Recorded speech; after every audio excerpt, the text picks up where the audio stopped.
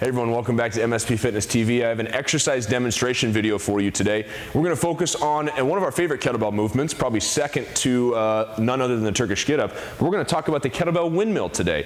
Another great shoulder stability exercise. This forces the folks to rotate in the spine and also hinge at the hip. Really a lot of demanding movement patterns, so let's focus on doing it well. First and foremost, I'm going to take my kettlebell into an overhead press position.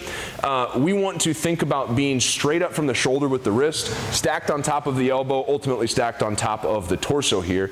If I'm working the kettlebell in my right hand, I'm simply going to turn my feet at about a 45-degree angle in the opposite direction. Now that's converse on the opposite side, right? So if I'm holding the left, I'll point to the right. Opposite direction here.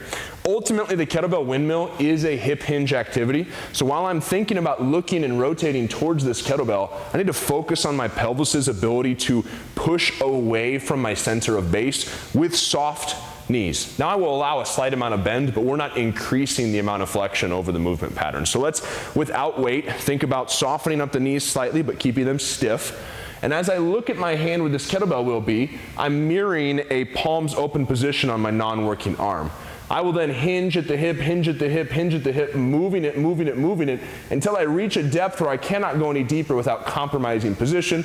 I'll squeeze glutes, come back up tall to the top before my next rep. Things to be mindful of here is as you are hinging, we want to see neutral spine as we are rotating here and looking up at our kettlebell, but not getting into this place where we are bending in our spine. That torso should be linear from shoulders to hips, no matter where you're at in that windmill. So let's look at full reps here. I'm going to get my kettlebell up overhead here. I'm going to find my good stacked position with my toes pointed inside of my palm tracks as I look at my kettlebell, pushing my hips, pushing my hips, pushing my hips, reach my unique depth, squeeze glutes, push to the floor, come back up tall to the top. I'll perform another couple reps, give you a glance.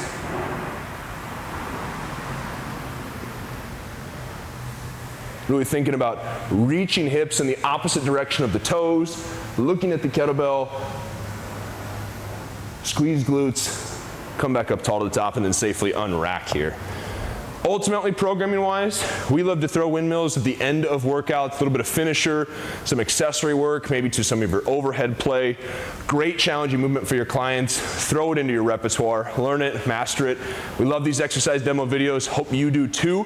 Let us know what you think about them. Subscribe to our YouTube channel and check us out at mspfitness.com. Thanks for watching.